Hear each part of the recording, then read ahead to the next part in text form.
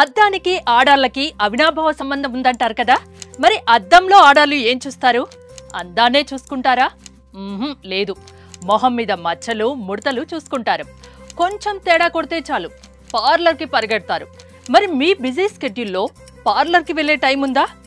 అయితే don't worry, నేను trick చెప్తా.